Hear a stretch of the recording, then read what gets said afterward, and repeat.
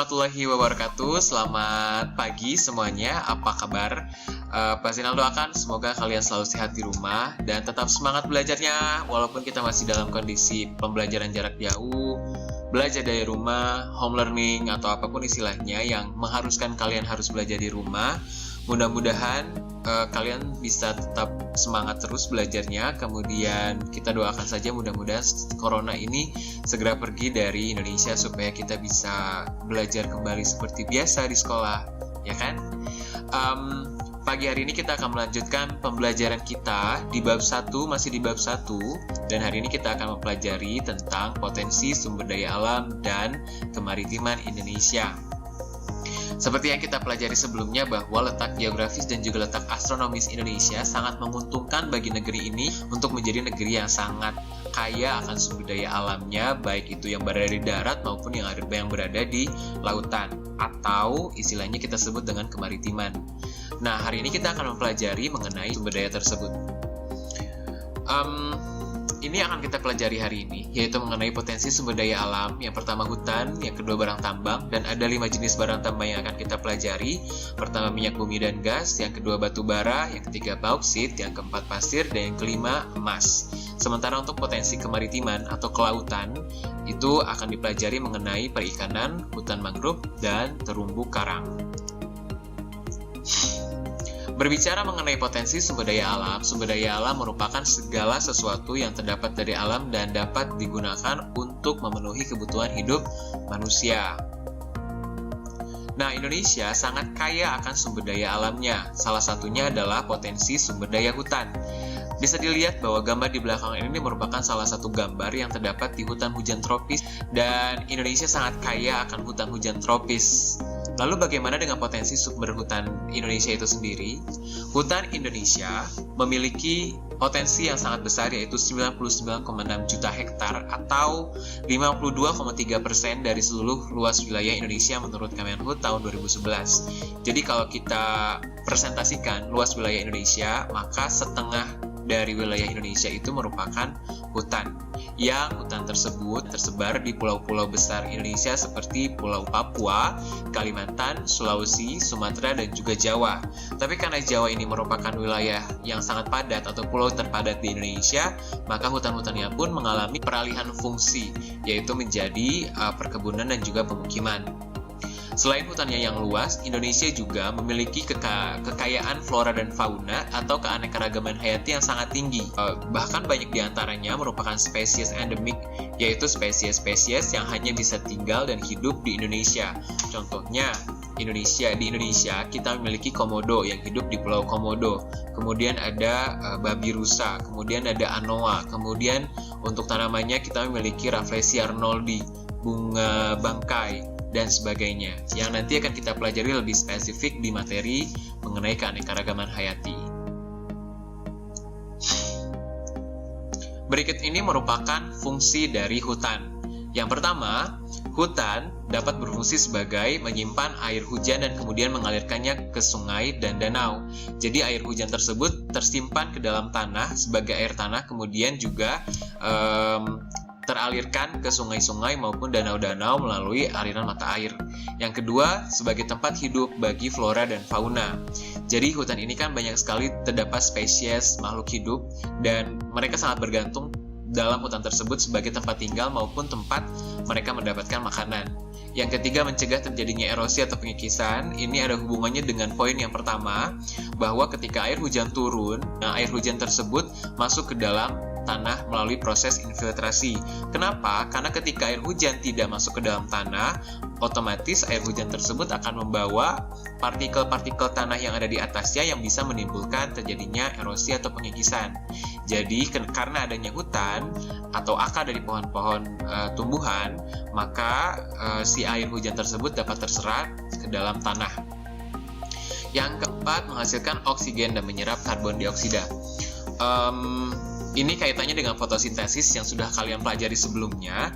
Kalau kalian mempelajari fotosintesis dari satu tumbuhan saja, maka bayangkan bagaimana proses oksigen yang dihasilkan dari tumbuhan tersebut di dalam hutan yang jumlahnya sangat luas. Maka hutan dapat menghasilkan oksigen yang lebih banyak. Ya nggak? Semakin luas hutannya, maka oksigen yang diproduksi pun akan semakin besar. Yang kelima, sumber kehidupan bagi masyarakat. Otomatis bagi masyarakat sekitar, mereka bisa menggunakan hutan sebagai tempat mereka mencari makan. Kemudian juga sumber daya hutan bisa digunakan sebagai memiliki nilai ekonomis untuk dijual dan sebagainya. Yang kedua, potensi barang tambang. Sebelum kita pelajari satu-satu mengenai potensi barang tambang, di sini kita lihat peta mengenai persebaran tambang Indonesia. Di sini ada legenda yang menunjukkan mengenai simbol-simbol yang merepresentasikan barang tambang yang ada di Indonesia. Kita lihat contohnya ada lingkaran yang bertumpuk membentuk segitiga, ini adalah biji besi. Lalu kita lihat petanya, di mana saja biji besi Indonesia itu diproduksi. Seperti contohnya di sini ada di Pulau Sebuku, Kalimantan, kemudian ada di Cilacap, kemudian ada di Tulung Agung, kemudian ada juga di Cilegon. Yang kedua, kita lihat di sini ada emas yang berbentuk seperti ini, berwarna kuning. Kita lihat dalam peta, berarti di Pulau Buton ini terdapat produksi emas. Kemudian di Bolong Mongondo, Sulawesi Utara ini pun ada produksi emas. Kemudian di Bontang, Kalimantan ini juga diproduksi emas. Dan produksi emas yang lainnya contohnya di Cikotok dan juga di Logas. Itu sebagai salah satu contoh. Untuk sisanya silahkan nanti kalian pelajari sendiri ya. Sumber daya tambang yang pertama yang akan kita pelajari adalah minyak bumi dan gas.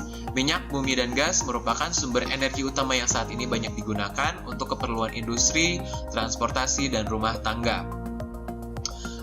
Sumber daya tambang minyak bumi dan gas ini juga disebut sebagai sumber daya fosil bersama dengan batu bara. Kenapa dikatakan sebagai sumber daya fosil? Karena mereka berasal dari tumbuhan dan hewan yang sudah punah jutaan tahun yang lalu yang kemudian mengendap di dalam permukaan bumi selama jutaan tahun yang kemudian berubah menjadi minyak bumi, gas maupun batu bara. Pada saat ini kita sangat bergantung dengan sumber daya fosil, khususnya minyak bumi, gas, dan juga batu bara. Kenapa? Karena kebutuhan listrik kita, kemudian kebutuhan bahan bakar kita itu masih bergantung pada sumber daya fosil ini. Walaupun pada saat ini sudah diproduksi sumber daya alternatif seperti tenaga listrik pembangkit air, angin, kemudian geotermal atau panas bumi, tapi sumber daya tersebut masih belum bisa menggantikan posisi dari sumber daya fosil. Mudah-mudahan kedepannya sumber daya energi alternatif ini perlahan-lahan bisa menggantikan posisi dari sumber daya fosil.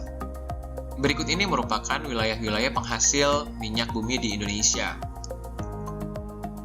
Yang pertama di Sumatera, itu ada di Nanggroe Aceh Darussalam, kemudian ada di Riau, kemudian ada di Sumatera Selatan, di Muara Enim.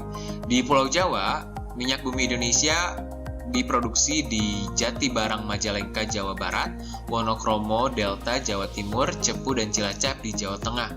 Kemudian untuk di Pulau Kalimantan, itu ada di Kalimantan Timur, yaitu di Pulau Tarakan, Balikpapan, Pulau Bunyu, dan Sungai Mahakam, dan di Kalimantan Selatan, Rantau, Tanjung, dan Amuntai. Sementara di Kepulauan Maluku, itu ada di Pulau Seram dan Tenggara. Nah, lalu sumber daya berikutnya adalah sumber daya batu bara, yang tadi Pak Zainal sudah jelaskan bahwa batu bara pun merupakan sumber daya fosil. Batu bara adalah batuan sedimen yang terbentuk dari tumbuhan yang telah mati dan mengendap selama jutaan tahun yang lalu. Unsur-unsur yang menyusunnya terutama adalah karbon, hidrogen, dan oksigen. Nah, batu bara berfungsi atau digunakan untuk pembangkit listrik, kemudian keperluan untuk rumah tangga, pembakaran pada industri batu bata dan genteng, semen, batu kapur, dan lain-lain.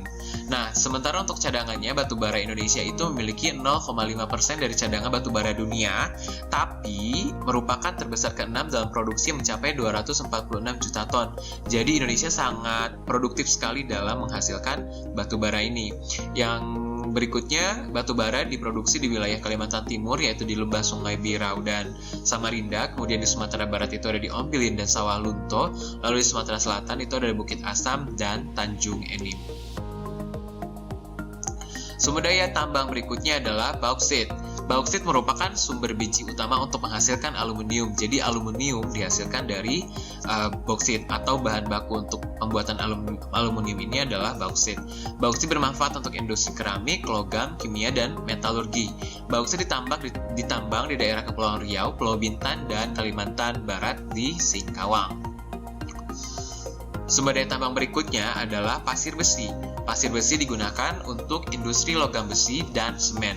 Aktivitas penambangan pasir besi Indonesia dapat ditemukan di Cilacap, kemudian di Laut Sumatera, di Lombok, Yogyakarta, Gunung Tegak di Lampung, Pegunungan Verbeek di Sulawesi Selatan, dan Pulau Sebuku di Kalimantan.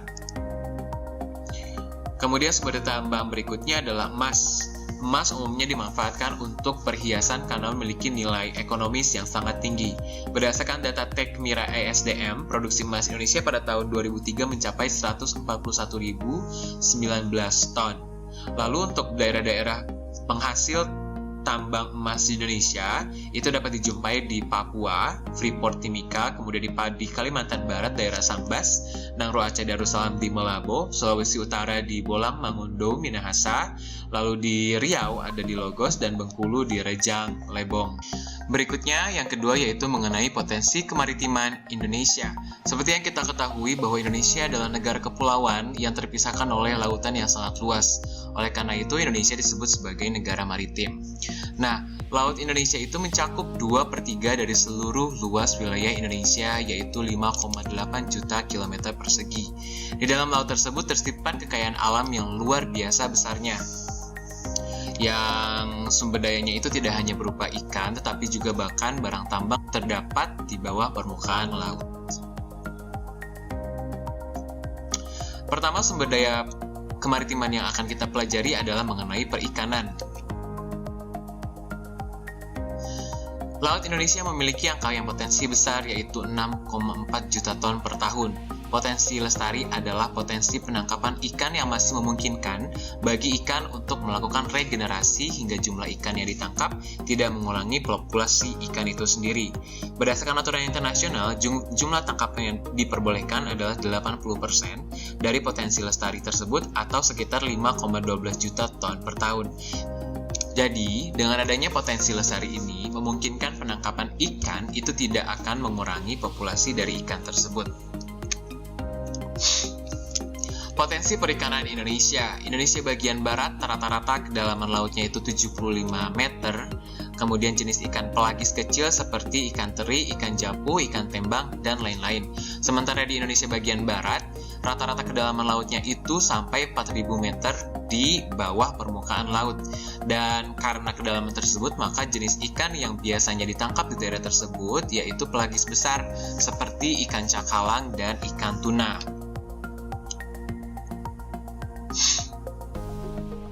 Lalu berikutnya ada budidaya ikan. Di pantai utara Pulau Jawa, banyak masyarakat yang mengembangkan budidaya ikan dengan menggunakan tambak.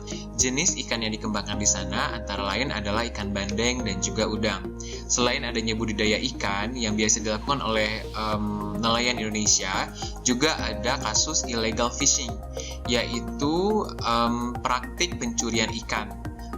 Wilayah yang paling rawan dalam praktik pencurian ikan adalah Laut Arafuru di Pulau Papua di timur perairan Indonesia. Masih ingat kan pada saat zamannya Bu Susi menjabat sebagai Menteri Perikanan Indonesia, dengan jargon khasnya bagi para pencuri ikan Indonesia khususnya dari luar negeri, dengan semboyannya satu yaitu tenggelamkan.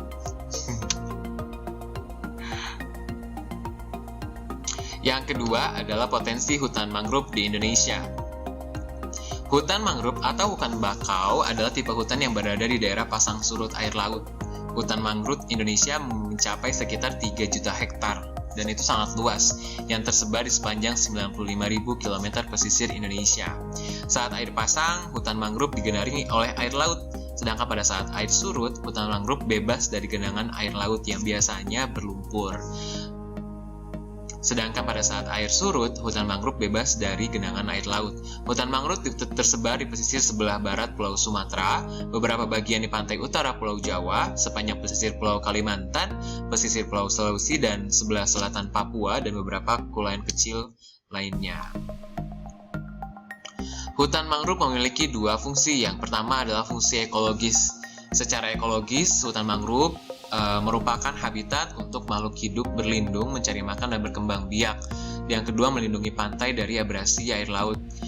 Jadi ketika adanya abrasi, maka si ombak laut tersebut akan menghantam hutan mangrove terlebih dahulu sebelum mereka menghantam daerah daratan. Jadi itu bisa melindungi daratan dari abrasi. Yang kedua adalah fungsi ekonomis. Pemanfaatan kayu pohon bakau untuk kegiatan sehari-hari maupun ekonomis. Misalkan kayu dari hutan mangrove sendiri memiliki nilai ekonomis yang bisa dijual, yang digunakan untuk kebutuhan sehari-hari.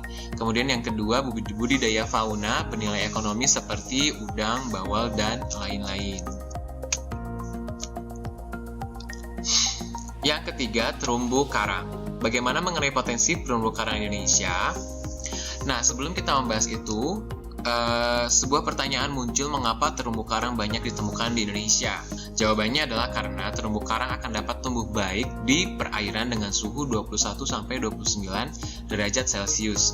Pada suhu lebih besar atau lebih kecil dari itu, pertumbuhan terumbu karang akan menjadi kurang baik.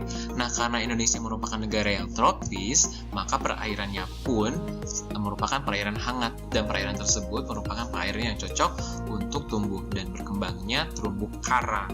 Oleh karena itu, Indonesia memiliki potensi terumbu karang yang sangat indah. Terumbu karang adalah terumbu atau batuan sedimen kapur di laut yang terbentuk dari kapur yang sebagian besar dihasilkan dari koral, binatang yang menghasilkan kapur untuk kerangka tubuhnya. Luas terumbu karang Indonesia mencapai 284,3 ribu km persegi atau setara dengan 18% dari terumbu karang yang ada di seluruh dunia. Jadi, terumbu karang di dunia itu, jadi dari seluruh simpanan terumbu karang di dunia, 18% diantaranya itu terdapat di Indonesia. Kita sebagai warga Indonesia harus merasa bangga dengan hal tersebut dengan terus menjaga dan melestarikan terumbu karang yang ada di Indonesia. Keanekaragaman hayati terumbu karang sebagai potensi sumber daya laut di Indonesia juga yang tertinggi di dunia. Di dalamnya terdapat 2.500 jenis ikan, 2.500 jenis molluska, 1.500 jenis udang-udangan, dan 590 jenis karang. Wow. Dan akhirnya selesai sudah materi mengenai potensi sumber daya alam dan juga kemaritiman di Indonesia. Mudah-mudahan apa yang Pak Zainal sampaikan hari ini dapat diterima dengan baik dan dapat bermanfaat untuk kita semua sebagai pembelajaran di kelas 7 ini. Terima kasih. Assalamualaikum warahmatullahi wabarakatuh.